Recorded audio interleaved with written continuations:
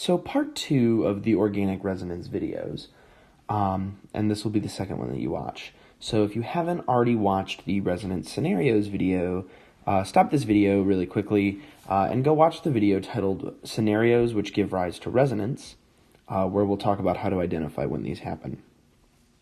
Just a quick review of some general terminology from Gen Chem. Resonance happens when electrons are delocalized through the pi system, right? So pi system meaning there's at least one double bond present, right? Resonance arrows, again, are those double-headed arrows pointing in both directions. In Orgo, we do use bond line drawings, again, to show our structures, so we're not doing a ton of Lewis structures all the time. And then we combine these into a resonance hybrid, which you may or may not have done. Resonance hybrid, which you may or may not have done in Gen Chem, so we'll go over that as well. So we're just going to do a quick example. This is the acetate ion. So remember, draw these in green. There are 3 hydrogens bonded to this carbon, right? So the formula would be CH3COO minus. From Gen Chem, you'll remember that's acetate, right? So we're going to show that this ion actually has 2 resonance structures. So this being the first, and I'm going to erase these H's so you don't get confused. You don't need to draw the H's in. Again, remember we imply that they're there. Now remember, this is a lone pair adjacent to a double bond, right? Or you could call it an allylic lone pair, allylic anion. Remember, allylic position is 1 position away from the double bond. So we can show that these electrons moving, there could be a double bond, right, at this oxygen, and this oxygen could have the single bond and negative charge. So we show our resonance arrows. So we can do just that. We draw in our carbons, double bond to that oxygen, single bond up here, 3 lone pairs, 2 lone pairs, and we're good, all right? So is there any other way that we could delocalize the pi system? No, there's not. So drawing a resonance hybrid, let's talk about this, okay? So what you're going to do is you're going to draw your skeletal structure.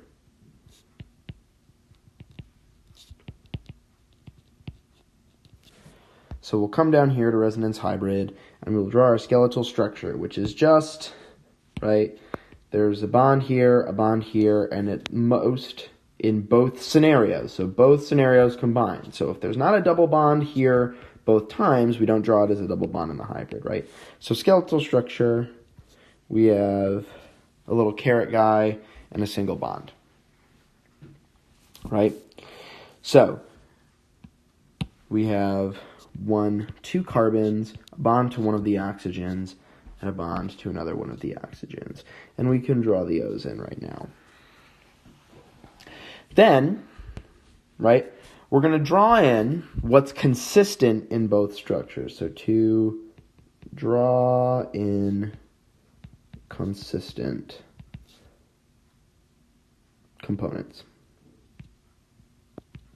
Okay, so in both structures, right, there's an oxygen here, here. You're not going to have atoms changing. Remember, we're just talking about electrons moving, right? So, and I don't actually have, remember, right, so the charge on this oxygen is neutral. There should be 2 lone pairs on that. I apologize. So in both structures, right, so in this structure, there's 2 lone pairs on this oxygen. In this structure, there's 3, right? But at the very least, at all times, there will be 2 lone pairs on this oxygen. So we draw in 2 lone pairs on that oxygen, right? Because that 3rd lone pair is not always there, so we don't show it as a lone pair. The same is true for the other oxygen. So we'll draw those in. Right, and then step 3, show partial bonds with dotted lines. Make that a lowercase d. Right, so this double bond is not always here. Right? So sometimes it's here, sometimes it's here. We draw in, and I'll zoom in so it's a little easier to see this. We draw in a dotted line to show that sometimes the bond's here, sometimes the bond's here, but it's really a combination of both those structures. And you could have put these dots on this side or these dots on this side. It doesn't matter, right? Going between the two atoms is really the important part. We're not done yet, right? So last step is we're going to write in partial charges, right? So in this resonance structure, this oxygen over here, same as this one down here, has a negative charge. However, in this resonance structure, it's neutral. Same goes the other way around for this top oxygen. So instead of saying that they have total charges, so instead of putting a minus here and a minus there, that's not true, right? It's not true.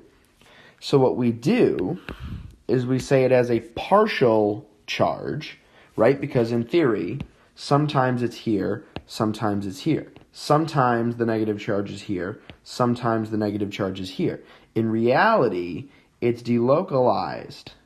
It's delocalized. So we show that there's a partial negative charge on each of those oxygens. And we do that with a lowercase delta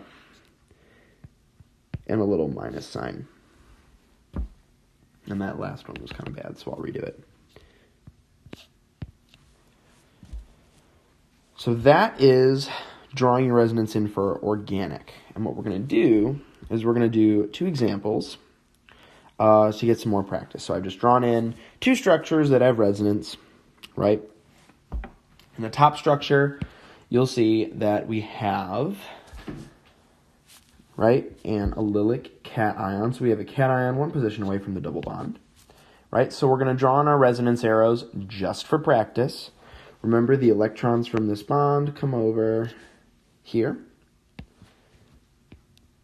And by resonance arrows, I did not mean the actual resonance arrow. I meant the electron pushing arrow.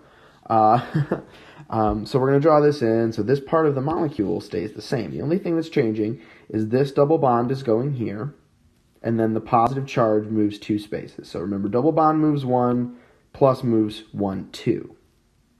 So we're going to draw in, same structure, carbon, carbon, oxygen.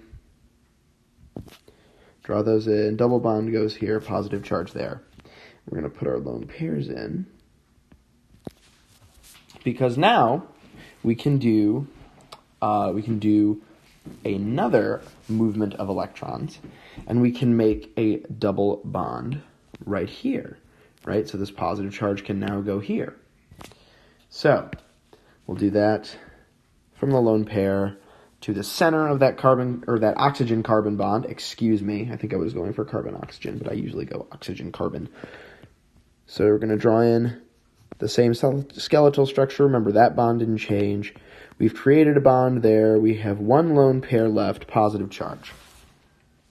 Okay, so just to point out, right, these two carbons, nothing happened to them. They stay the same, they stay the same, they stay the same. We're okay. In your resonance hybrid, they should look exactly how they look here, here, and here. Just a line, carbon here, you're good. So let's draw the, why was that so gross? Let's draw the, here, I'll write it nicely. Resonance hybrid. So we're going to draw in the skeletal structure. So no double bonds yet. Nothing too excessive. So just skeletal structure and heteroatoms. Ready to go.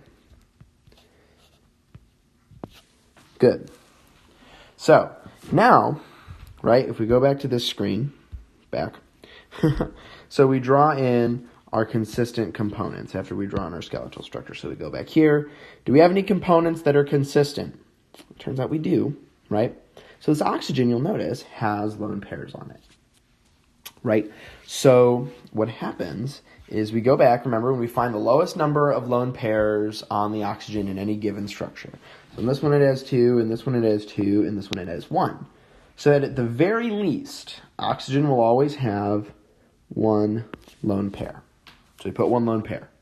Is there anything else consistent? Well, we started with a double bond here. We then had a double bond here, then we had here and here, so we didn't really have any double bonds that were consistent through all 3 structures. So, let's go back to our next step. Show partial bonds with dotted lines. So we should show one here. We'll just zoom in here.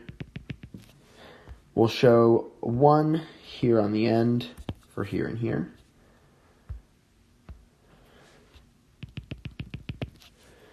And we need to show another partial bond right here. And by partial bond, again, remember that the molecule exists as a combination of those resonance structures. So I do not literally mean it's like, 0.25 of a bond, but the bond is kind of between 1 and 2, right? Now we need to show partial charges, right? Show our partial charges.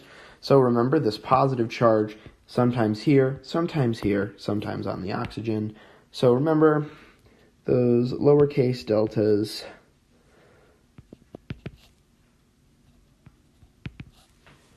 basically a fancy lowercase d with little pluses. And that is your resonance hybrid.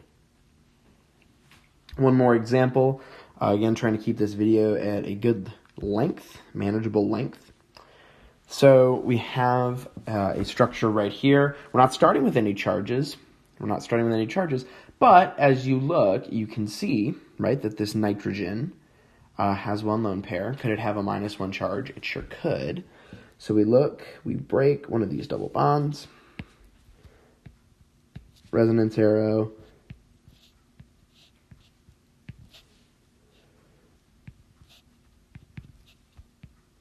So remember, there was one lone pair. Now there's 2 lone pairs. Don't forget that negative charge. And there's also now a positive charge on this carbon right here. This happens because, remember, as we break that bond and put both the electrons onto the nitrogen, this bond, in theory, right, was sharing 1 electron from nitrogen, 1 electron from this carbon. This carbon loses an electron, right? So, as we said before, and you'll remember from the bond line structures video, we assume if a carbon is neutral, that it has, we show the bonds to other carbons and other heteroatoms. We don't show bonds to hydrogen every time because we'd be drawing for a long time. You do not assume that a hydrogen from somewhere random has come in and bonded to your carbon and it is neutral. No, you have the same amount of atoms that you started with. So remember, if we're taking the electron from this carbon, it needs to gain that positive charge. For the same token, you need to show that negative charge on the nitrogen. Now here we have an allylic cation. We have a cation 1 position away from a double bond. Double bond is here. So remember, the electrons from the double bond will come up. Bond will move 1, cation will move 2. You guys will get very used to drawing rings like this.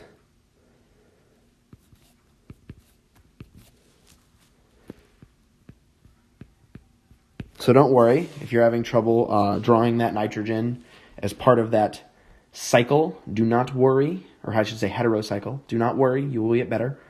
So do we have anything else, right? So we have a cation 1 position away from a double bond, but that would just get us back to this resonance structure. We could put this lone pair back here, but that would mean that we would get back to this original structure because things would rearrange to then stabilize the molecule, so we'd be back here. So we're done. Now it's time to draw the hybrid. And I'm just writing quickly because I don't want this video to get super long. And actually pause the video and see if you can draw this by yourself. But anyway, so we're going to draw it. So let's draw in that skeletal structure. I actually want to kind of do that so that it's to the nitrogen. I was a little bit short, so I wanted to fix it. And again, just the single bond structure where all the single bonds are, right? So what we're going to start with, right? So back to the page. Draw skeletal structure, done. Draw inconsistent components. So let's go over and let's count. So you should always be looking, first of all, okay, do I have any double bonds that never move? Well, in this case, we have a double bond here. We lose this double bond. So you don't draw that in as a double bond as a full. So if you drew this in, unfortunately, you'd be wrong. Now, it is here, right, but there's not a double bond there, here, or here. So we can't do that. So back to looking, right, there's a double bond here, and it stays. So for now, we're good. But then this double bond goes away as we've delocalized those electrons to there. So we don't actually draw in any double bonds, and for the most part, you won't. Showing the delocalization of electrons through the pi system is definitely something that stabilizes the molecule. And I don't want to say 100% of the time, because I bet there might be an example somewhere, but you won't have any solid double bonds in a resonance structure. It just doesn't happen. So, anyway, tangent. We're getting back to it. So now we look at the nitrogen. We see to look at those lone pairs. One lone pair here, two here, and two here. So at the very least, there's one. So we draw in one permanent lone pair on that nitrogen. Back, so now we're showing the partial bonds where it's kind of between a single and double bond with dotted lines. Again, we're zooming in, mainly because it's easier for me to see what I'm doing. Right, so we've drawn in our partial bonds with dotted lines, and now we draw in partial charges. Right, partial charges are coming in. So we should have a partial negative on that nitrogen, a partial positive on that carbon that I will redraw because it looks gross. That's not much better, but it's okay. We lived. And that should be what you draw for example 2. So anyway, I'm glad this video wasn't too long. Again, if you need a review of how to identify when you have these resonance scenarios, go back and watch the resonance scenarios video, or scenarios that give rise to resonance structures, or whatever it's actually called. I'd be looking at it right now, but that would mean I did a lot of extensive planning besides making this worksheet. So anyway, aside from that, I hope this clears up any questions about resonance that you could have had. I'm glad we had some time to do some examples and go over resonance hybrids. And we'll see you in the next video.